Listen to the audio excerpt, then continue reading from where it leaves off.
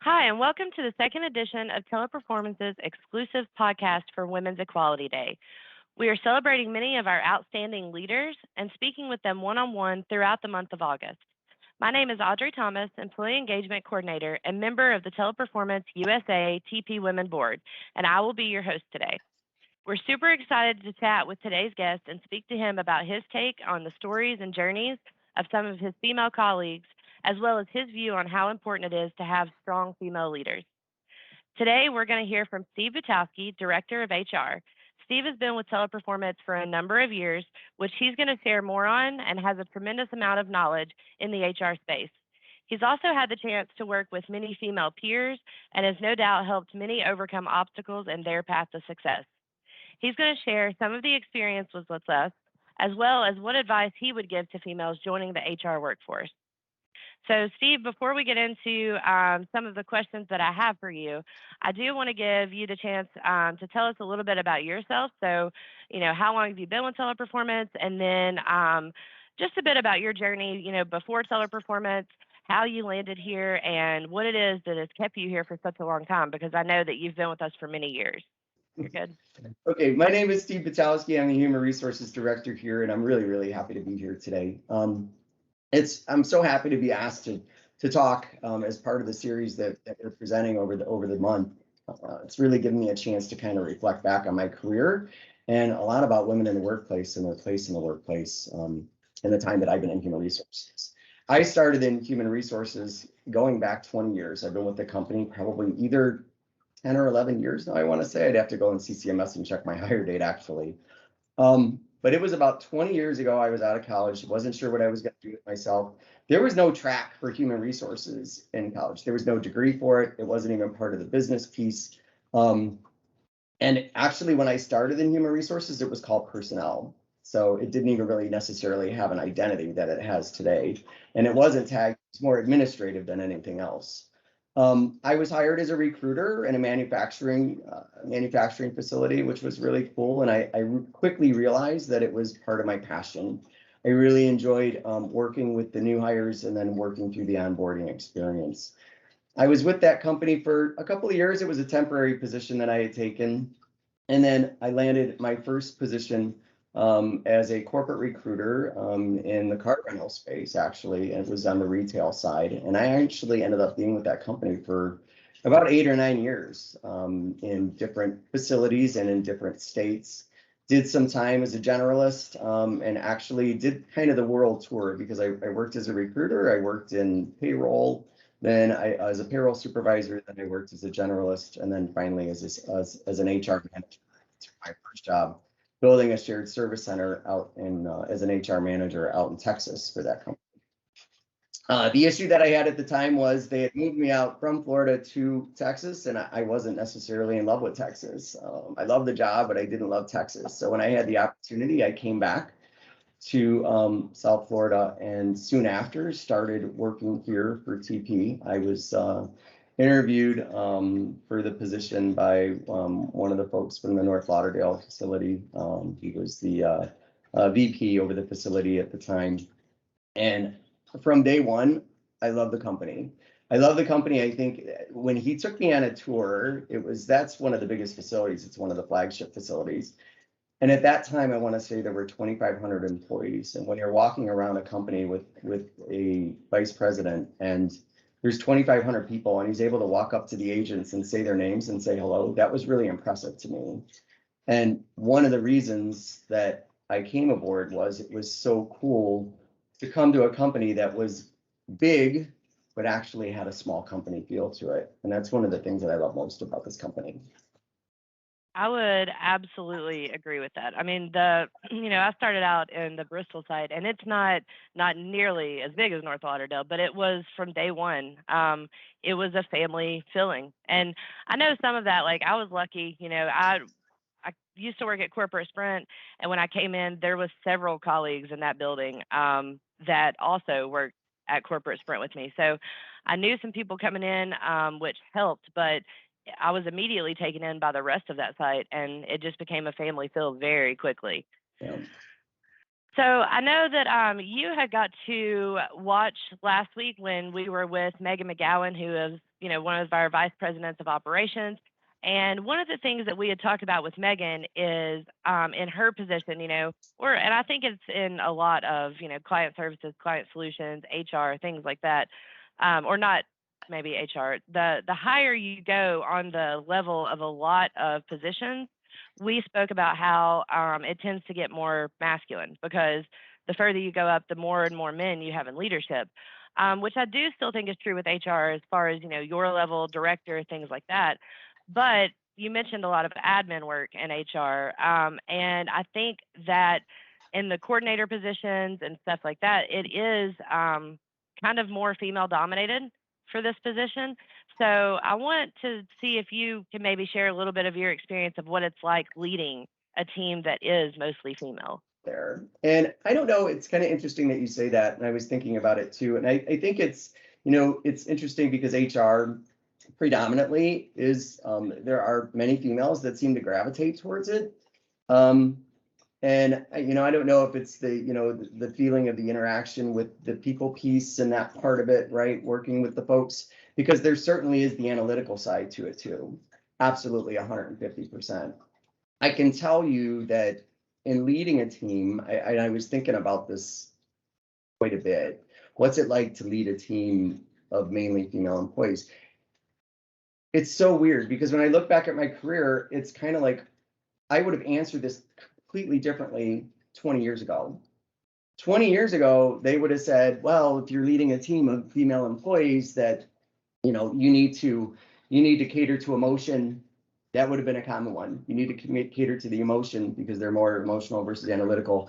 You need to, you're going to need to be prepared to provide for more time off, right? More work-life balance. And that they're more on the feeling side versus the analytical side, right? And that's the way that you're going to have to, and that's the way that you're going to manage. That's the way that you would successfully manage. And I would tell you that I look at that today and kind of throw it out the window, so to speak.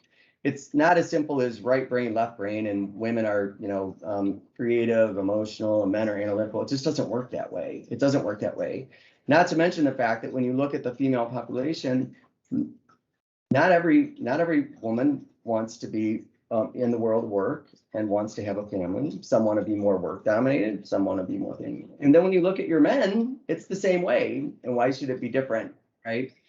I would say the thing that I've learned the most is just to take away the labels completely, whether it be, women, men, gay, straight, whether it be Black, Latino, and look at the person because every person is different and your management style is going to change a little bit with every person that you work with based on their needs and where they're coming from, if that makes sense. So It to say that absolutely makes sense.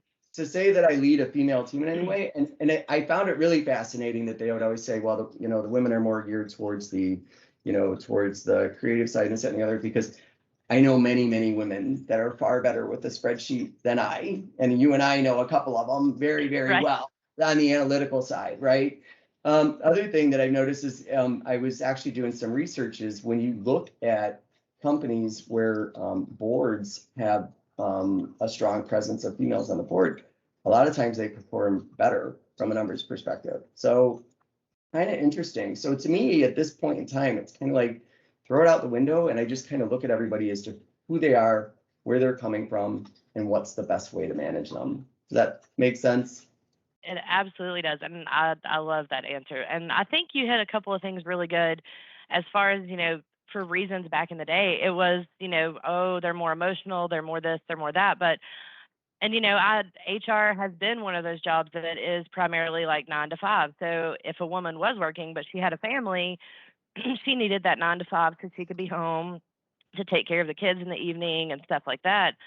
But that's just not always the truth. That's just not always how it is anymore. And I'm sure it wasn't then either. It just wasn't as looked at. I would have never back probably in my early 20s thought about going anywhere near HR. But then as I became a mom and, things like that. I think that there is the people piece of it. There's also the helping solve problems piece of it, Mhm. that a lot of women gravitate towards. I think that's what pulled me, more towards the HR and, the years that I am now. But I think that's a lot of really good points that you made, is just take that when you say, what's it like to lead a team of mostly females? It doesn't matter if it's male or female. I'm going to lead my team based on how my people are. So I think that's great. Um, can you think of any times that, and this doesn't have to be on the team you have now or even with Teleperformance, but any time that you have seen a significant barrier that one of your female leaders or colleagues did come across, that you were able to witness them overcome and how they did that? And I don't know, a lot of times when I look at barriers, I don't even think about the things that like a company might put in front of us or society might put in front of us or whatever. To me, a barrier generally is something that I put in front of me that I have to get over. A lot of times it's something that if I make something a barrier, then it's a barrier, right? Um, I've had some amazing people work for me, and I'm very, very fortunate with the staff that I have now. And there's so many times that I'm just most proud of people when they take control of their lives and they take control of their careers. And so many people will ask for feedback. And I had one instance where an individual asked me for feedback with regards to, their place in the HR world of work and where they thought I thought that they should go with regards to next step career wise, so that they could possibly move, up to the next level or to a management role. And I love having those conversations because you really have a chance to kind of deep dive into, into where the person's at, and you can really make an impact and you can make a difference. But a lot of times people walk away from that and you give them feedback and it's something that they might not want to hear, or it's something that might be difficult. And, there was one individual that I spoke to, single mother, Oh, out there I on know their that own. feeling. Yeah, working all day during the day, and then coming home, and taking care of a child, which I can't even imagine. And I have to be honest about where we go with regards to career pathing. And I said, if you're really serious, you might want to consider, professional, looking at some of the, SHRM and SPHR and this, and you might want to consider furthering your education in human resources, right? You tell me as a single mother, where a single mother, time is a commodity, Yeah. When are right? you going to find the And time to do this? there are many people that have the time that don't want to hear that they might want to consider to go back to school. And when I found out that this individual went back to school and they were going back to school, I was really proud of it. I was proud of them because there's a barrier. So many people would say, I don't have the time. I can't do it. It's too much. And not this woman. She's like, you know what? I'm going to give it a try. I'm going to do it. And she's doing it. And it's amazing. I've watched people move up, and it's one of the things that I love about this organization. When you look at, the makeup of the leadership, especially at the management level, I've had numerous people move into management roles, females, right, that have not necessarily degreed, but have gone to kind of the school of hard knocks or whatever you want to call it, or worked their way through the world of work, and have just put themselves out there to the point where they've gained the respect of not necessarily just the employees that they're working with, but the leadership team, because that's critical, obvious, to bring them up into a new space and a management role, which has been really fulfilling for me. The most fulfilling part of my job, and I don't have children, never had, don't plan on it anytime soon. So to me, I kind of look at my ability to leave a mark on this world is what can I do to leave, how can I help others to develop? And when I see things like this happen, I feel good about where I'm at right now, and I feel good about the things that I do. It makes me feel good about me. Absolutely. And I mean, if you can look back probably just the past 6 or 8 months, and how many conversations me and you alone have had about barriers and things like that. Because as a single mom, a year ago, I was totally guilty of putting barriers in my own way. Like, I don't have time to go back to school. I'm content with where I am because it works with my life right now. I don't have time to go and do this because we have basketball practice, things like that. But I did make the decision after several conversations with leadership, and you were one of those, that there were things that I had time for. I just didn't want to take time away from other things, but ultimately, what is best for me and my child and our future? And Right. that's the things that you take that barrier out and you make it happen. I may miss a basketball practice, but, because I'm working, but I don't miss a basketball game. I'm there Right. for the important things. And I had to separate, what is most important in both areas of my life. So Yeah. I think that is a perfect example of that, what you gave us. So, and this may even play into that, because you shared a lot of really good points as far as, taking those barriers out of your own way and taking a lot of other things out of it, and just who is that person deep down. But if you were going to give, a young woman that's coming into our company, especially related to the HR field, any type of advice, if you knew that their path wanted to lead to leadership, what do you think that the most important piece of advice for them you would have is? Don't be afraid to put yourself out there. Don't think that hard work is simply going to be recognized, right? Because the hard work that you're putting in, everybody is probably putting in. Everybody, it's very easy to come in and sit down at your desk. And I mean, the work is challenging, but to do your work and to work with the folks and do whatever. But it's another thing to put yourself out there when it comes to like opportunities like being an ambassador on COTW, right? Or working with the engagement team on projects that need to be driven, or any type of project that we have out there, and making and putting yourself out there to the point where you're saying, you know what, I got this. This is cool. I love my job. I love my work. I got this. What else you got for me? And lead any project that you can. Any project that you can, where you're guiding people. You might not be supervising them, but where you're guiding people, that is going to help you tremendously. Make sure that when you are when you're working with folks in that capacity, do it at the professional level. Get ready for that next step. And the next step isn't necessarily, you don't necessarily lead by friendship, right? You want to make sure that you're leading by example. You want to make sure that you're professional with whoever you might be working with at all times. And don't be afraid to raise your hand for the tough stuff, because honestly, that's the stuff that's going to get you recognized. I mean, if you want the standard, the standard merit, the standard this, the standard that annually, then cool. Go in and do your job. That's fine. If you really want to be recognized for next level talent, then you have to then it's time to take off the gloves and really dive into a few things and make sure that you're putting yourself out there. And I would say a big one is volunteering for projects.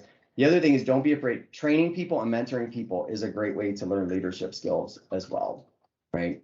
Any place where you can be seen as the subject matter expert and you can provide guidance to people and you can provide feedback to people, those are invaluable tools for a leadership role.